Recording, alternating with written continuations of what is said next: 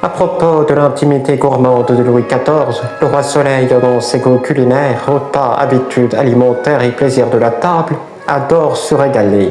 C'est un véritable gargantua qui aime tant se raffoler d'asperges, d'artichauts et surtout de petits pois, salades, concombres, choux-fleurs, etc. Et même grâce à son jardinier Jean-Baptiste de la Cantigny, le roi Soleil peut alors se régaler de toutes sortes de fruits et de légumes, en grande partie provenant des jardins et de l'orangerie de Versailles. En dépit de ses plaisirs voraces de roi glouton et d'ogre, le roi Soleil va devoir se confronter à de terribles souffrances lorsqu'on lui arrachera plusieurs dents en 1685, mais aussi aux maladies chroniques comme les coliques néphrétiques, vers solitaires, embarras gastriques et surtout de terribles crises de gouttes, dues alors à une alimentation surabondante.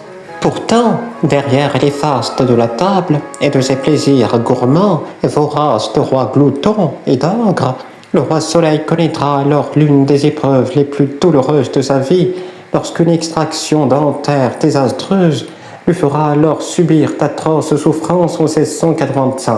En 1686, le roi souffre même d'une fistule anale, une infection qui crée un petit canal anormal près de l'anus. La maladie est très douloureuse. S'asseoir, monter à cheval ou participer par exemple aux cérémonies devient difficile.